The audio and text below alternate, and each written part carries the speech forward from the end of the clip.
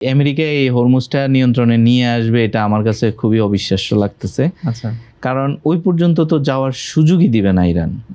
যদি হরমুজ প্রণালী যদি নিয়ন্ত্রণ নিয়ে নেয় আমেরিকা, আমি আবারও আপনাকে আরেকটা জিনিস মনে করিয়ে দিচ্ছি যে হরমুজ প্রণালী না, গালফ অফ ওমানের নর্থ সাইড থেকে শুরু করে হরমুজ নর্থ সাইড এবং পার্সিয়ান গালফের নর্থ সাইড পুরাটাই হচ্ছে ইরান। ওকে, যার কারণে আপনি অটোমেটিক্যালি হরমুজটা totally under control of Iran. Hormuz তো খুবই কাছে ইরানের। হরমুজ ইরানের নিয়ন্ত্রণ করা খুবই ইজি।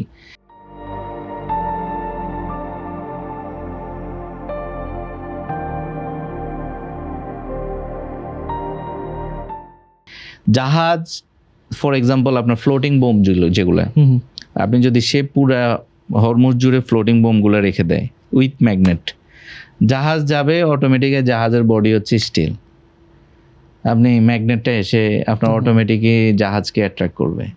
আচ্ছা, আপনি ইরান সেভাবেই তো নিয়ন্ত্রণ করতেছে, কেউ তো সাহস করতেছে না। যদি আমেরিকা আপনার এখান থেকে ঢুকে আমি দেখতেছি না, কারণ আমি হরমুজ তো আমি আমার লাইফে 20-30 বার তো কমপক্ষে আমি ট্রানজিট করেছি। ওকে, তো এখানে আপনার এইটা আমেরিকা এই হরমুজটা নিয়ন্ত্রণে নিয়ে আসবে এটা আমার কাছে খুবই অবিশ্বাস্য লাগতেছে। আচ্ছা, কারণ ওই পর্যন্ত তো যাওয়ার সুযোগই দিবে না ইরান।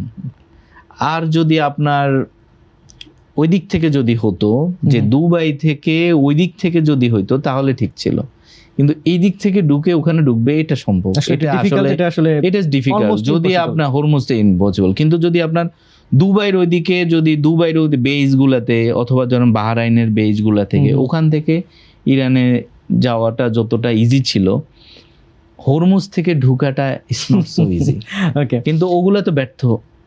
আমরা হয়তোবা যেটা স্বাভাবিকভাবে নিউজে দেখতেছি ওগুলো ব্যর্থ অলরেডি হয়ে গেছে। হরমুজ তো ইজ ভেরি টাফ। ওকে।